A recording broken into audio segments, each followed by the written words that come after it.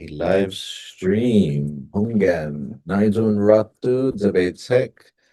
Ko esta oopan esta aano kestigi YouTube.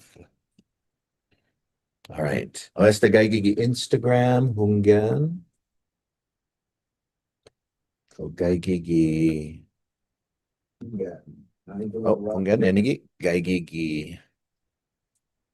Gaigigi YouTube lokui. Zanita Tsek. Estigi. Hunggan. Gaigigi Facebook. All right. Hey, Todd's technical na lanatsias tinabiyay. Bonito. Hunggan. Geftaw si Zeus Pogo, hunggan. All right. After todos hamzo estigyo nuevo na episode, Fanachu. Wawi host midyo si Michael Lujan Bavacqua. But I know that a lot of you are tuning in not to hear from me. Sa kahikitsugwini kada semana. Ay, de man osun hamzo no guahod zan esti basu siyempre. But I'm excited because we have an old friend of the show, si Senor Robert Celestial, who is here, and he has been doing important, essential work for more than 20 years with Pacific Association for Radiation Survivors, PARS. And he was last on Fanachu more than a year ago, providing us updates on PARS, the work that they've been doing in DC, the work that they've been doing locally. And Gofmagov tunay na habiragwitati paresti na podcast, kosikisinya hadiskuti, kosikisinya hasangania. Presti isan balinay natsitsonya, so he can tell us about the wonderful work that he and others in his organization have been doing around increasing awareness, lobbying in DC, and just helping us understand this important issue, getting compensation, getting justice. And so we're going to talk about things like RICA. We're going to talk about a delegate forum that PARS had recently. And we're also, I hope we do, talk about Ilan Sotnya Lokwi. And so, because one of the important ways, in all of our causes for justice out there, we also got to remember, attendi igualomo, na siguro na nahong iboka pari familia mo Lokwi. And so that's one of the things that I love every time me and Senor Celestial check in. Hasangangan ni Zu updates na yun, put igaga na gilansot niya. Puri Hanum, Puri Gelai, Todo Adzusia. And that's how I want to live one of these days too, is I want to have a ranch too. And so I'm always inspired by his example in terms of his advocacy, but also in terms of his ranch and so on. And so, si Diyos masi, Senyor. Ay, de doklo na si Diyos masi. Then, buenas, todamzo ginugdun. And God bless you all. It's a blessing to be here again to update the people of Guam and those that are affected by the effects of the nuclear fallout that affected us many, many years ago. Just to give an update is that 1946 to 1962, they detonated 67 nuclear hydrogen and 2 hydrogen bombs in the Marshall Islands. And they kept it secret that the fallout was coming to Guam and the people of Guam were being affected, with iodine-131 and strontium-90, which are radionuclides, and cesium-137, which I won't go into the scientific issues, but we were being inundated with the radiation, and it wasn't discovered till it was declassified in 1994 with the Human Radiation Experiments Advisory Committee that President Clinton formed with Dr. Ruth Faden from Johns Hopkins University. And so with that, they declassified all the agencies and came out that with a website from Department of Energy that used to be the Atomic Energy Commission. And when I presented it to our local leaders back in 2001 and was invited to present our case before the National Academies of Science in 2004 to present our case because Department of Energy stated with two physicians that, Guam was too far, nothing happened, and they wrote 2 reports against my 4-page report. And so I brought all that information with Lieutenant Bert Schreiber, who was here, but was under a Q clearance. He was under a top secret clearance that he couldn't present anything to the public, or his life will be in danger to the federal government. So when I found him and I told him that it was declassified, then he gave me a sworn testimony that yes, he was here. He was a chemical, biological, radiological officer on Guam, and that his Geiger counters that detects radiation were going off the scale up at Nimitz Hill. So he tried to go to his commander's office, but one of the other officers told him to go back to his workstation and keep it to himself because he was under a top secret clearance. So for many years, he kept it secret till I found him in Texas. And I communicated with Lieutenant Bert Schreiber. And matter of fact, I visited him on my way back from the National Academies of Science. So he gave me a sworn testimony. I took the evidence and his sworn testimony, submitted to the BRER Committee, which is the Board of Radiation Effects Research Committee that was formed by Congress to go out and find out what other geographical areas to include in the Radiation Exposure Compensation Act that they enacted in 1990 to compensate, to give compassionate payments to those who feel that their health was harmed by nuclear fallout, which was Utah, Nevada, and Arizona at that time. So when I presented our case before the National Academies of Science in 2004, they published a book, uh, an assessment of the radiological effects. And so in there, they made an independent committee just for Guam because there was Colorado, Utah, New Mexico, and other states that presented their case. And so this independent committee made a conclusion that yes, Guam did receive measurable fallout from the proving grounds in the Marshall Islands, and that Guam should be included in the Radiation Exposure Compensation Act as downwinders. So that's in the conclusion on page 200, and that we took that, and we've been having so many resolutions with our legislature. We testified before the Senate, and testified before the House during Naller's, Congressman Naller was at that time the Democrats, and then now the Republicans are in power now. And then the Senate with Senator Hawley had Guam in his bill twice and was passed in the Senate. And we thought it would get passed in the House, but it never passed Speaker Mike Johnson. So twice it got passed in the Senate, and Guam was in there with New Mexico, Utah, Idaho, Missouri, and the Navajo Nation. And we were so happy that it was going to get passed again last year in July with the big, beautiful bill. But lo and behold, Guam and Colorado got taken out with Idaho. But then Senator Crapo called the committee and said, put back Idaho and Guam. So the committee said, no, just pick one. So Senator Crapo picked Idaho, and we were left out. So Guam and Colorado was left out of the big, beautiful bill to compensate for downwinders.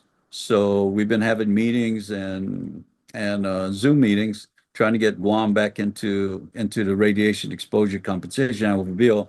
And hopefully we're waiting for Congressman Moylan to introduce another bill, a comprehensive bill, because other states still want to be included.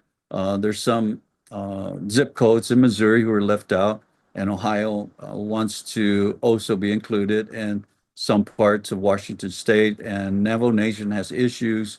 And also we want to include other diseases like renal disease and renal cancer, and also we want to give the Navajo Nation affidavits, because what happened with the Navajo Nation is that they got passed last year in July, but what happened is that they forgot to put affidavits in there, so it's hard for them to get their application completed through the Department of Justice without the affidavits, because a lot of times they don't have what you call that, mailboxes or house numbers, or in the reservation, stuff like that, or they don't have the records for the medical records. And so that's why they need the affidavits. So this we're trying to put in our bill. So hopefully we're promised, that Congressman Moylan will introduce a bill 2 weeks ago. I haven't heard from it. So hopefully next week it'll be introduced with all of these changes and additions for Guam to be included in the Radiation Exposure Compensation Act. So that's where we're at today. Mm. Sedus Masi, senor. Sedus Masi. Thank you for those updates.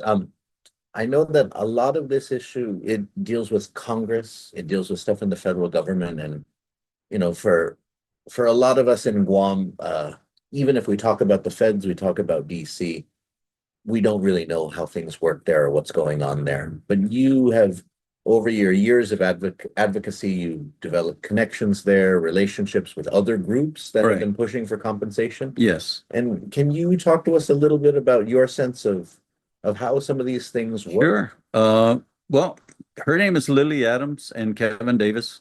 They're part of the Union of Concerned Scientists. They're a nonprofit organization that helps other organizations, and they've been helping us from the beginning. We've been working with them for many, many years, and they were successful. They lobby for us. We lobby together. We go on. Kevin does a lot of legwork. Lily also does legwork, and then we have like 80 members in the Zoom meeting.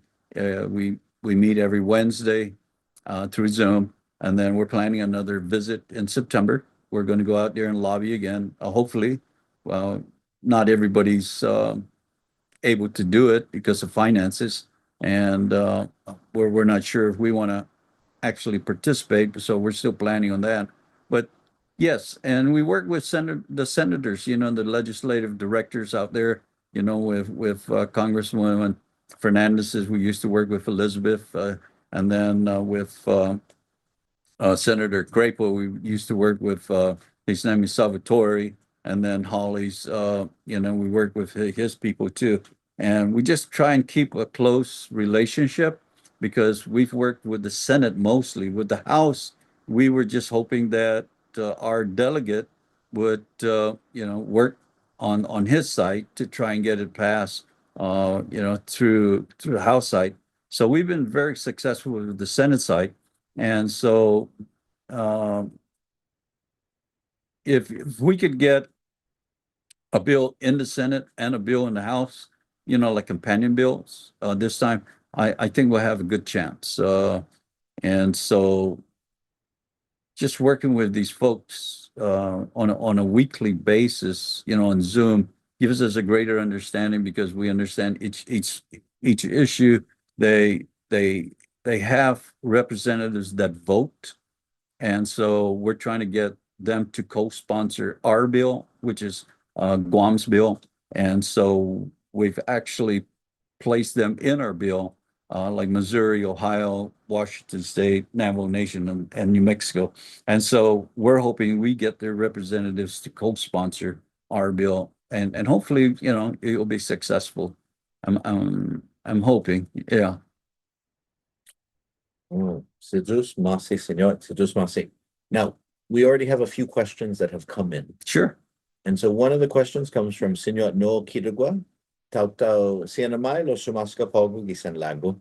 And he wants to know, he says, Sedus Masi, for sharing the truth about radiation exposure.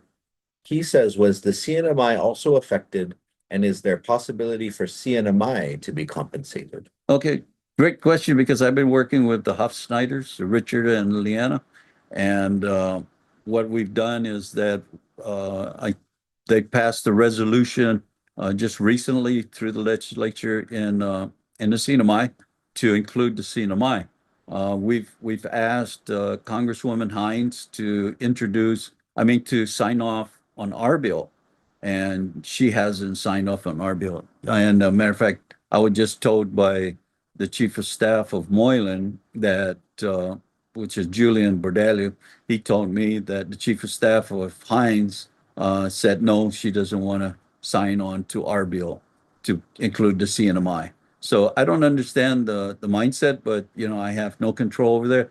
What I've done, Mr. Kidgua, is that I presented two cases. I've actually went there in 2006 with Dr. PARS, presented to the legislature. They introduced the resolution back then. CNMI was in the first bill, and then second bill, they didn't want to be included in the second bill back then in 2000, like I believe 19, 18, and I forgot the years. But we've been working hard to try and get the CNMI included into our bill.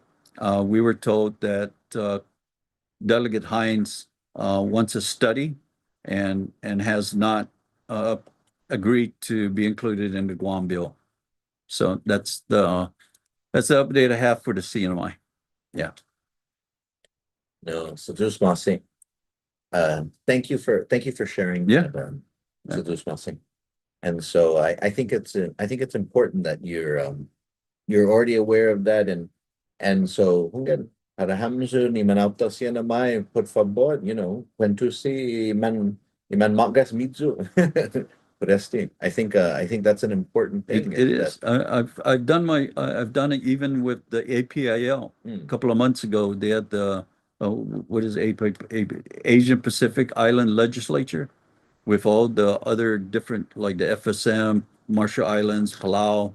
They had the meetings there in Saipan, so I was able to do a Zoom presentation on the radiation exposure compensation, and then I showed a PowerPoint presentation to the other islands, and then they were like, why haven't they been involved? And I said, well, that's why I'm presenting it to you, is that Guam wasn't the only one affected or exposed to the nuclear fallout. Everybody was, even the CNMI was. And so they passed a resolution, and they said they formed an investigative committee for the APIL, for the other islands. So, I've been working hard with all the other islands, trying to get them involved, not only Guam. Yeah. Biba. Now, so you recently had PARS recently organized a forum for candidates for non-voting delegate from Guam. Yes. And so I'm gonna put on the screen for those of you who are watching. This is an image of some of those people, those who helped organize it. And I know that Pratehi Guahan also was very helpful. Yes. In with the live stream and helping organize the event. And so the candidates for delegate at the time, because this happened before the primary election, it was Alicia Limchiaco, but also Mary Torres and James Moylan, all were in attendance. And so you can see on the screen, this is afterwards with PARS and Pratehi Guahan members. And I wanted to hear about how that went, because given the focus on RICA, given the focus on federal compensation, because it seems like at least locally on Guam, left and right, Republican, Democrat, everyone is unified in terms of recognizing this as being an important issue. But whoever then represents Guam in Washington, D.C., they have to be on top of their game. They have to basically make this like a high priority. Yes. And so what was it like? Can you give us some updates on how the forum was? I think it went really well, and I got to give thanks to Dr. Underwood and Dr. Cruz, who really helped us to organize the whole entire setup with the AI, Mr. Iman. And I want to thank all the members of PARS, that really came out, and the committee meetings. We had committee meetings, who's going to come, who's not going to come, what are the questions we're going to ask. That was very important. And then we formulated the whole, and then I want to thank Paulie Suba, who moderated, and he did a wonderful job. So what we wanted to do is to actually bring all the candidates together and present their perspective on how they feel that they would get Guam into not only a bill, but how to get it passed in Congress. Everybody has a different opinion. Everybody has a different perspective, and they showed it. They even explained what they would do, if they were going to be in the seat as the delegate. And we wanted to give them an opportunity to present it to the people of Guam, so the people of Guam could understand and see which candidate can present it better, or even have better ideas, and then formulate as the voters to decide which candidate will be better for Guam to be represented there in D.C. So I think that was our goal.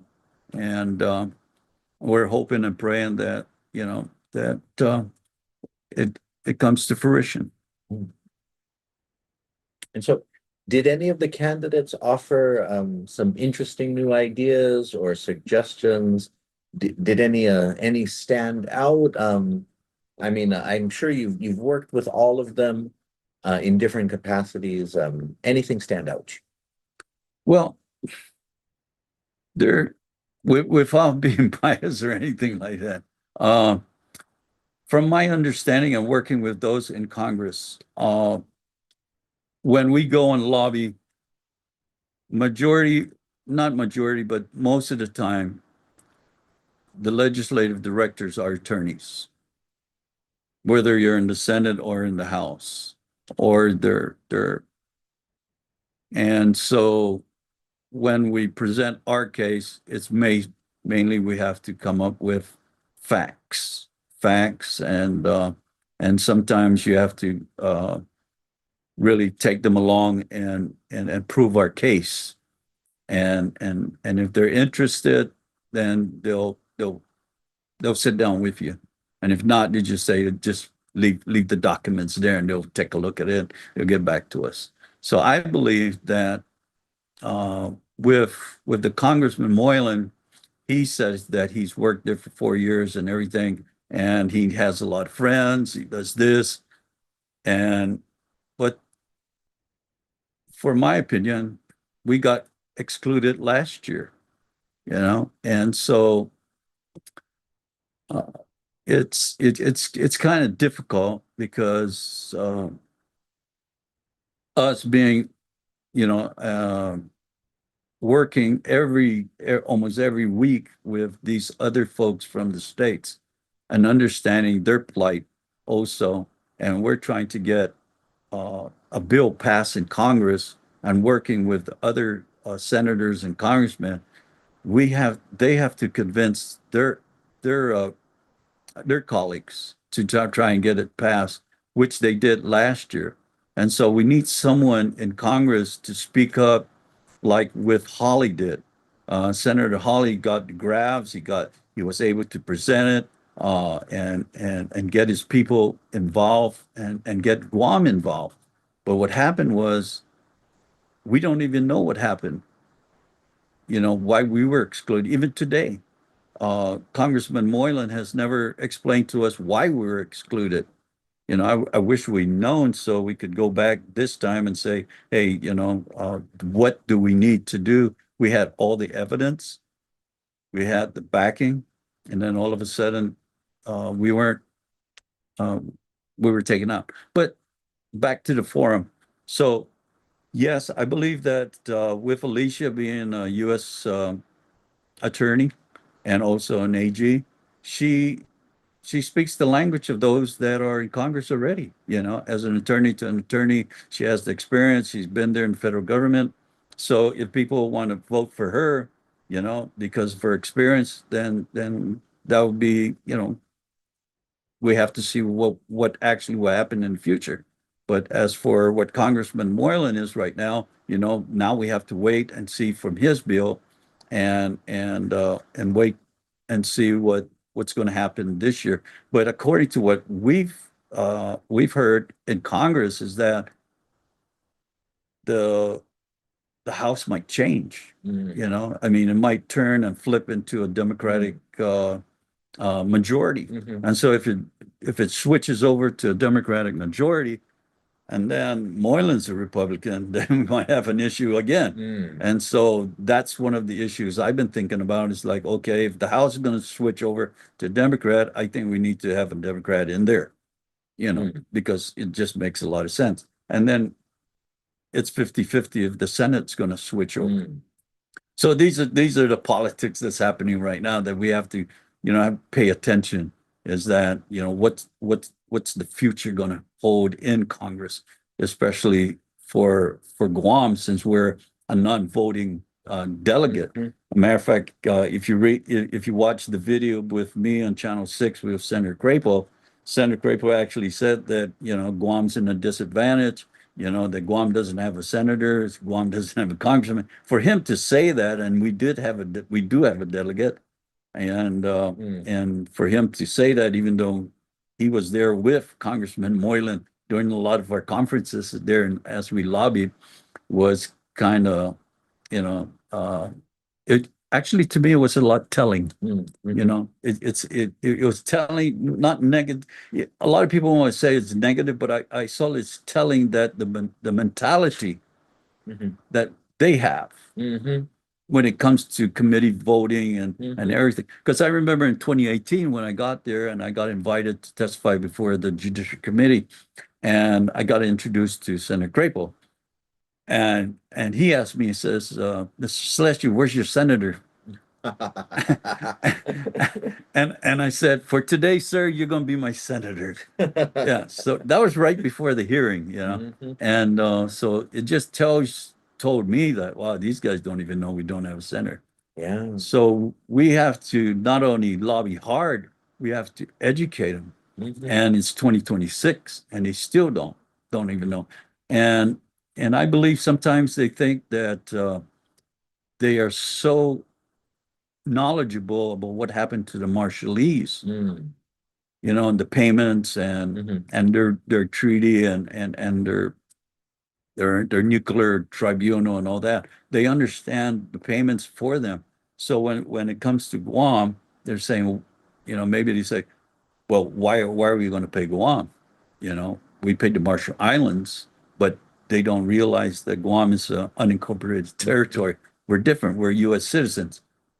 They don't understand the difference. Yeah. And so it's our responsibility to educate them and say, hey, look, we are Americans. We're out here in the Pacific. We're U.S. We're a U.S. territory. No, again, I think you bring up one of the realities is that whoever is in that position has to be, they say A game, it has to be above A game. Yes. Because I think even in some of the years when things look like they're going to line up for Guam and then it doesn't happen, a lot of it is just because when they look at who they can leave out or who they can screw over, you can screw over Guam and no one gets in trouble. But maybe you screw over this state and maybe that's going to bite me in the ass one of these days because they have voting members and maybe they're going to punish my state. We don't have the leverage. Exactly. We don't have the leverage. Lots of leverage. Right. And So how can we change that in the future? How can we say that Guam is so important that we need to take care of not only the island as a defense or a military installation? How can we help the people of Guam, as Americans, as U.S. citizens? I mean, there's got to be an avenue where we could, that our government can take. I mean, we've always, what I've seen over the 26 years is that we play government on Guam and then we lean towards one individual, the delegate, to do all the work in federal government. And then they blame back and forth. They blame each other. And I said, out of 26 years, Doc, we've never had a unified governor, lieutenant governor, legislature, and a delegate go before Congress for this issue. We've never, you imagine that, 26 years? They've already depend on one couple of people in the legislature and the Senate. We don't even have a Senate, but the Senate adopted Guam, and that's amazing. And so I'm hoping that this time, maybe next year, that we could get a unified leaders to go before Congress and say, look, this is very important. You've included New Mexico, Idaho, Utah, and Missouri. We're no different. Our cancers are no different. Matter of fact, if you look at the graphs from the National Academy of Science, Guam had higher yields of radiation than Boise, Idaho, Grand Junction, and the other states. We had higher yields of radiation. And for them to say that it was too far, the evidence is there. The facts are there. People only use their imagination, and make assumptions, but we're going with facts. These are scientific facts, and so that's our job. That's our job as PARS, is to educate people that these are the facts. We're not going with some. I remember in the first 4 years, Doc, yeah, it was me speaking, just me trying to educate. And people wouldn't believe it. They say, no, they wouldn't do that to us, it's too far. But then when the National Academies came out with the evidence that we present, then it can't be disputed, I mean, so that's where we're at today. The people of Guam are suffering with many diseases because of the exposure that we had for many, many years. And I want to say is that when I was on dialysis, I'm not on dialysis anymore. I was on dialysis. And then my doctor, Dr. Safa, took me out of dialysis. And by grace of God, I'm here with him.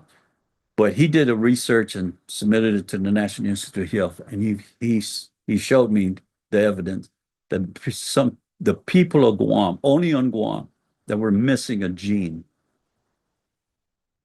Oh, wow. Yeah, only the people want that we're missing a gene, and that he believes that this gene is causing just this year and coming years, is that the younger generation, he's never seen it before, but he said that teenagers are going to start being on dialysis on Guam. Wow. Yeah, and so that's from Dr. Safa. And he's the expert. And he said he'll go to Congress and testify for Guam if he gets invited. And I said, thank you very much, because we need it. Because in the beginning it was the late Dr. PARS. And so he passed away. So Oh yeah, no. And we had Callan Perez, who's running for senadora this time around, and of course you know very well. And she was tuning in earlier, and she says, Viva Uncle Robert, thank you for your tireless advocacy. We're lucky to have someone like you fighting for us. And so, and this, this the way the conversation is heading, it does lead me to ask though, because PARS has been at it for 20 plus years, 26 years now. years, yes. And so, when I see the pictures, I see that some of the members are getting older. It's We've lost a lot of members. and so We've lost the majority of our first members that passed away, and a lot of them. We have a general membership every year in September. We're having one next month, and so we're hoping and praying that others may join us, and then we just carry on from there. And we need younger generation too, which we've been blessed. We have Rosario, we have Maneco, we had Connie's and so many. But it's difficult. It's hard because they, especially those that have cancer, and they're either the husband or the wives or the caregivers or their children. It's quite difficult, and so we just got to move forward and be strong, and the Lord always brings out certain people to be the strong body, as we move forward. And so I want to thank everybody that has helped us in the past, because so many, but it gets tiresome after a while.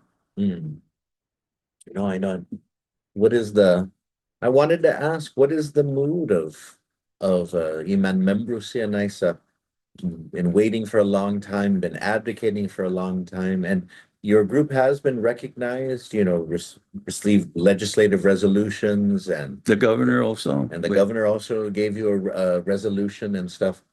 But then to have to encounter these issues though in Congress where close but not close enough, and then sometimes then some years there's not even word as to why or what happened and so on. And so I wanted to just check in, and what is the mood though of your group? Hafatatat Manu Hamzu, like how are people feeling?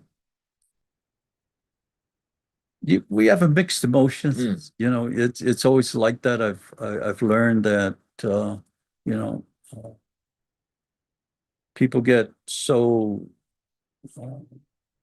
motivated, and then to get discouraged, which is human nature.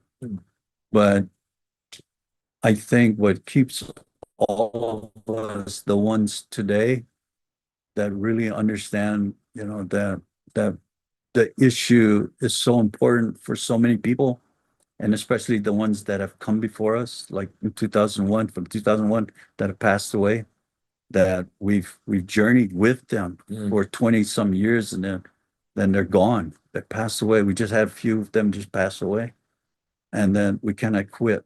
We're the ones still standing, and we have to keep on. And then if we're hopeful that this bill gets passed this year or next year, and then, the good thing about this program is that it gives an opportunity for the spouse to file and apply for the compensation.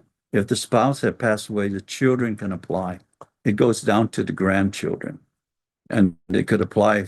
In the beginning, in 1990 passed, it was 50,000. Last year, they moved it to 100,000. In our bill now, it's 150,000. And we're asking for health benefits also, because they gave health benefits to two other programs. So we're asking for health benefits for downwinders. So the mood is that it's always mixed emotions. They get frustrated, they get discouraged, but then for some reason they get motivated again. They understand that, hey, this is a very important issue. If Mr. Celestio's not quitting, we're not going to quit. And you can't quit because the facts are there, the scientific evidence is there. Congress already established that Guam should be in there. We got passed twice in the Senate, so they know that we should be in there. It's just now the presentation. I think it's very important that whoever's going to present this, in Congress to represent Guam, I'm very fortunate that we went before the Senate and presented it to the Senate, worked with the Senate, and we got them convinced.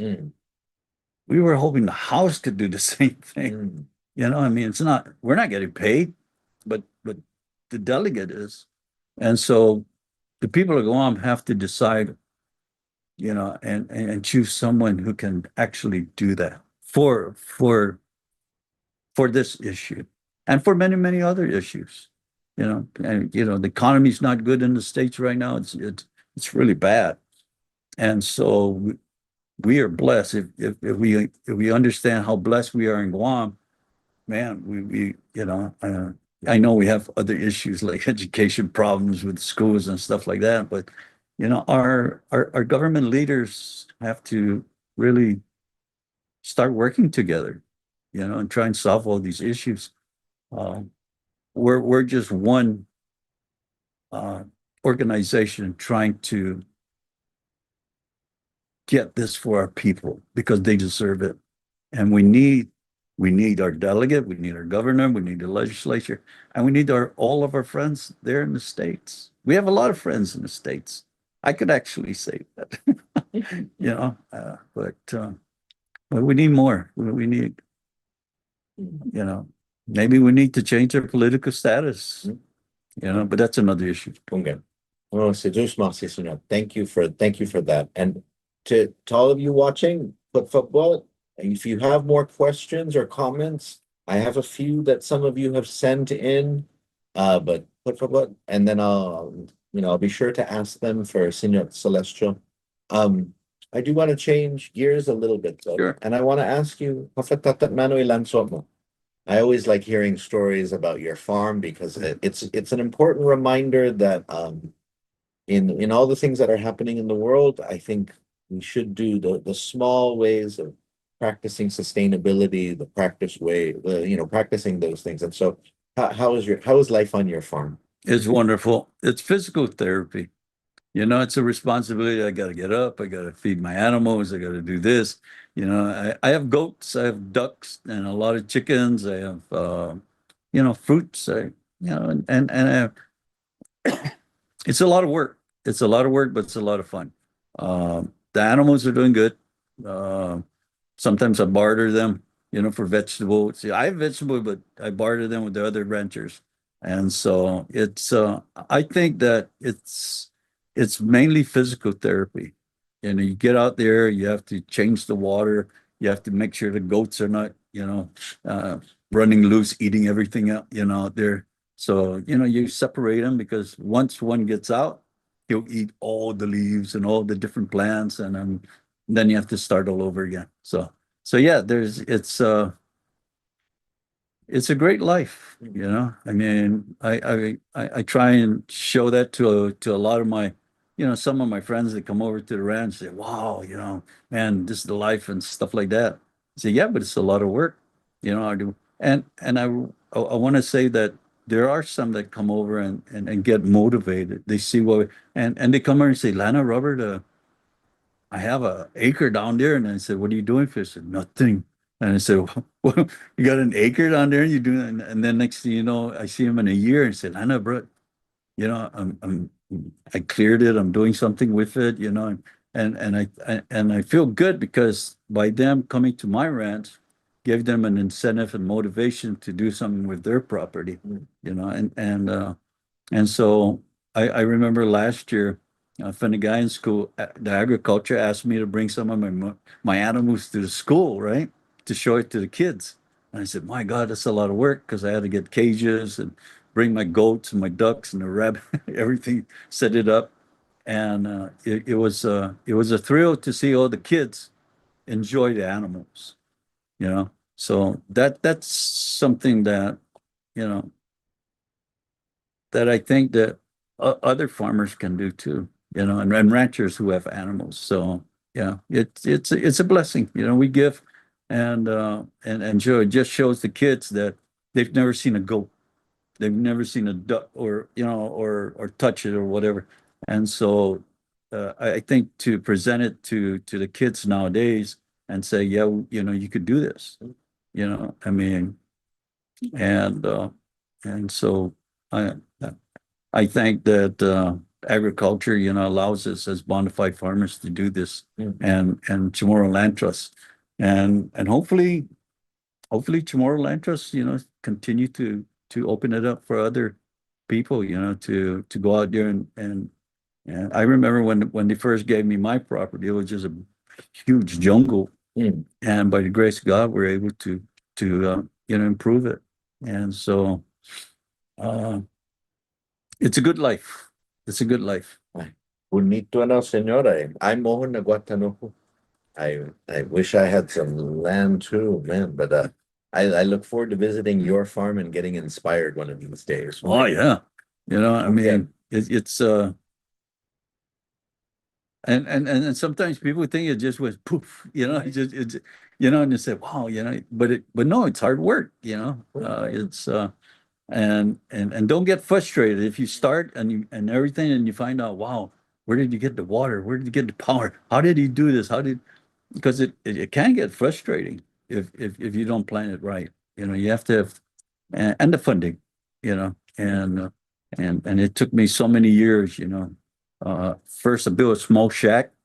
A lot of people say, "Oh, are you gonna live in there?" I say, "Yeah, it's a small shack." I got my wife. We moved in a small shack, put all our stuff in storage, and everything, and lived there, and then just built a small shack, lived there, and then accumulate money every time we have, and then just slowly built, and then that's what we did. So Oh, iba. And so, hold on. Are we reconnected? Okay, I think we got reconnected. oh, okay, good. Okay, we got disconnected for a little bit, but I think we're back. Okay, cool. Okay. And so, sure. So this is a question somebody is asking. Sure. So it is true you are an atomic veteran. Yes. And so the question that they are asking is, have you been back to the Marshall Islands?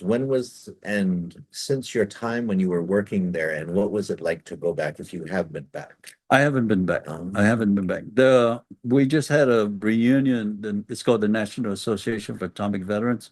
There's only a very few. I saw some of the photographs they had. They had a reunion, I believe, in Arkansas. They're going to have another one in South Dakota. They invited me, but it's like it's an expense. So no, I haven't been back to the Marshall Islands. When I was there, I was in the northern. You got to understand that Inuitak had 40 islands, and they have a main island called Inuitak. But I was up in the north called Lojua, and and we were up in the hot spot. We lived there for 6 months, and and we were the ones who actually started the dome, you know. So the dome was just a big pond of water, because it was a detonation of a nuclear bomb that they never told us it was a. So we were inside there. We actually tried to drain it. We had to work in it.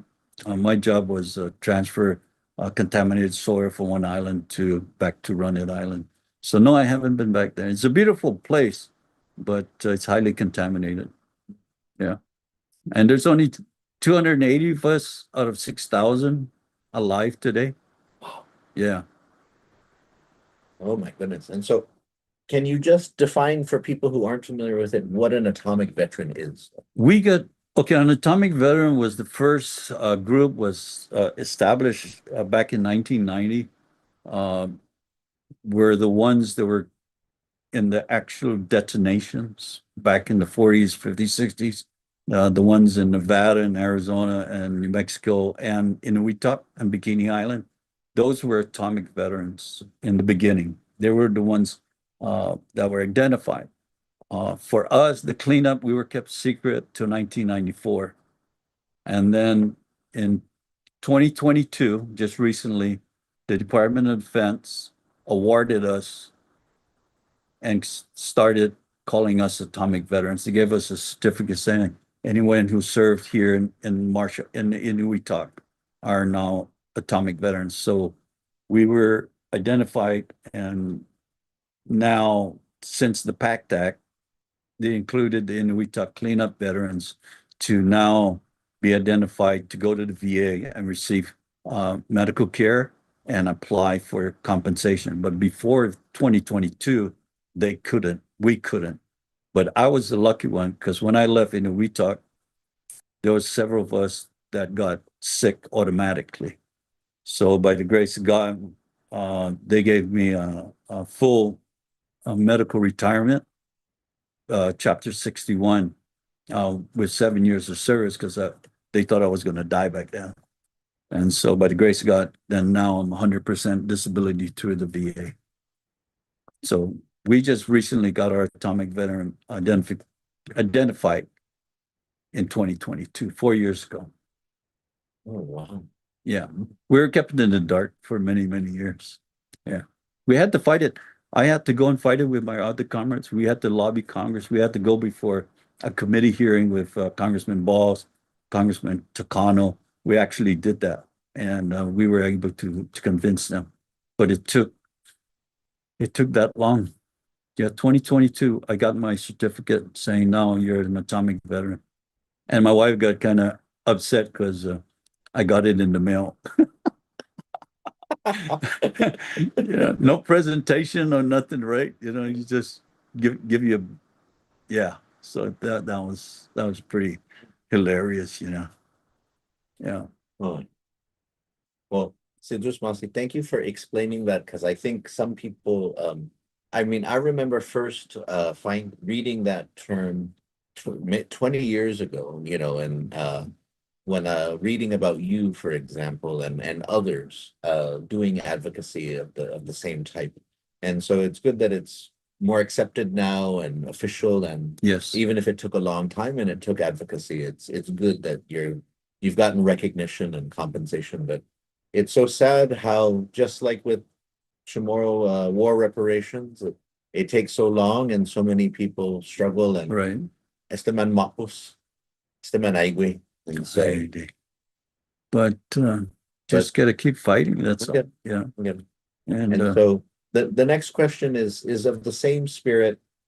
This question is now you mentioned that many of the original members of PARS or the founding members, can you describe who are the people that founded PARS or who are some of the people because you are the main face associated with it nowadays. there's so many. But can you name some of the people who were there at the beginning who helped get it wow, started? the door. Yeah. Malami toto mo na. Oh, hunggan bunti. Okay.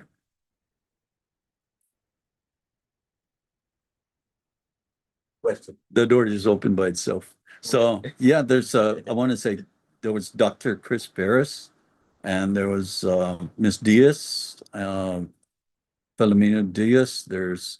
Uh, it was Congresswoman Berdalio. There was the Rosenbergers. There was oh my God, there's so many Typhoons were there. The John Farnham was original. There's Mr. Herrera. There's oh God, there's plenty, so many, and they passed. Most of them passed away. Well, John's still here, but Mrs. Typhoon just recently passed away, and Mr. Typhoon is still with us. But there's so many that from the original that when we first started, the way it started was someone told us that they had a cancer group up in the airport. So Dr. Paris and I went up there and asked for a meeting with them, and we presented our case, and half of them joined, half of the group that was that group joined our group. And so we went and we filed for articles of bylaws and submitted, and and we started the first Pacific Association of Radiation Survivors. Then we had a general membership. And I want to thank, her name was Gloria Nelson, the late Gloria Nelson. She was, the story was, she said, when I got invited to go before the National Academy of Science, uh, she came to our meeting, and we needed to do a fundraiser, our first fundraiser. So she said, come up to the Cliff Hotel because they had bingo. And we said, okay. So we went up there, and wow, she just took the mic and started, doing a fundraiser and the bingo, and she brought over a pig, a baby pig, and her pig was called Blondie. And she what she could have, she like uh, we raffled out the pig, and other stuff that the other members brought. And every time somebody would win the pig, they didn't want to take it, and the pig was there, so we had to what you got re-raffle it. So I went 3 or 4 times, So Blondie never went home with anybody. So, but yeah, so I want to thank her for that. So we were able to raise enough money and send me to Washington at that time, yeah, in 2004. Oh, thank you for sharing that. That's a wonderful story. Um, that's a wonderful story.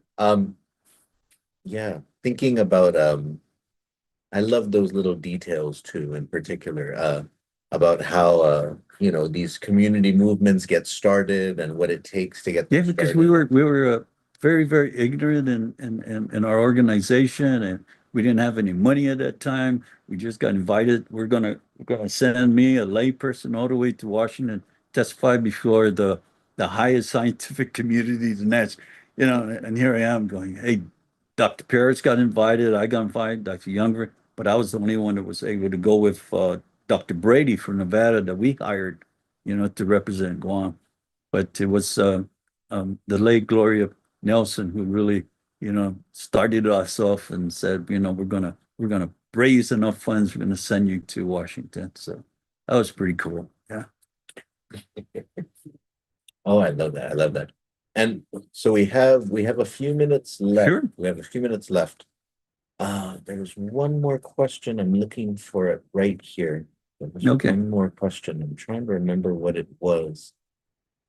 It was about, it wasn't, there's, so we have some United Nations questions. We have, well, here, real quickly, have you ever considered or have you in the past thought about working with the United Nations specialized bodies that deal with radiation or nuclear issues? Yes. Matter of fact, two of them, Mr. Diego, and Mr. Raphael came here last year. We sat down and we've spoken about they're into security with the United Nations, and so they invited me to go to Kiribati, but that didn't pan out, and try and help those guys down there. But but they're interested, and I have them on WhatsApp, and so whatever information I have, I send it to them, and we still communicate on a weekly basis. And so hopefully And not only that, Tina Cordova from New Mexico got invited. She's going to speak in New York in the United Nations for New Mexico and for Rica. And so I am in connection with those, with that section of the United Nations with Rafael and Diego, Mr. Diego. So they are aware of Guam trying to get into the Radiation Exposure Compensation Act. Yeah. Well, Biba. There was one question, and now I can't find it. Sino resolved? Nah, I. And so let me give you a chance. I'm probably gonna remember it while I'm giving you Yeah, no worries. but I want to give you a chance now to just share some closing thoughts. And one of the things that I like is you've got next month you have another general meeting for PARS September, or yes. September, and you're encouraging the next generation to kind of join, right? Right. Younger members and so on. And so what is your message for sort of younger members, the next generation, about how they can support, how they can get involved this issue? What do you have to Parimanhopan inuwi na one? Well, for the younger generation, I think it's got to be a personal and a spiritual awakening for any young individual or anyone. Don't have to be young, could be middle age or older. Is that to grasp the concept that they did this to us and they hid it from us, and by the grace of God, it's been went all the way to Congress now that Guam was exposed to the nuclear fallout, and that's all these secrets and why we have so much illnesses here in Guam can be attributed to their exposure. That the younger generation, have to have a strong what you call that, identity and to protect the island, protect it in a way where this doesn't happen again. To be really, really, because you have a lot of technology nowadays. You have AI. You have, I mean, it's going to be very difficult to hide something now, and so I think with the younger generation that has these abilities and intelligence that they feel that they could protect the next generation from this ever happening again, because this is very important, because we don't know what's going to happen, because it's hard to believe what's coming out of the news nowadays, with Iran and with Israel, with Korea, Japan, and with the military buildup here in Guam. So the younger generation, I believe they have to have a strong identity of who they are and wanting to protect what we have as a people here in Guam. So that's my message, is that they have to have a strong identity and to know that their culture and to protect the island. Hey, bonito señor, para último na mensaje para este episode. That's a beautiful way to end this episode. And I always appreciate you coming on, because I think you exemplify well that you have to keep fighting, you have to keep pushing, and again, the road may be long, the road may be difficult, though. It's just We just gotta keep shining the light. Once we kill that light, then everybody will be in the dark. So as long as we continue to lobby Congress and say, hey, we're still here, you need to correct this injustice. And that's what it is an injustice. And even though we're thousands and thousands of miles away from the mainland, still we're US citizens. And it was done to us. Yeah. Si Diyos mo, si Senyor, para Algo mas? ipinatawag mo para este episode, Fanachu. Si Diyos masiham su todos, pueden egazan in kung question episode. Adios, este ki manatli hitalo, esta.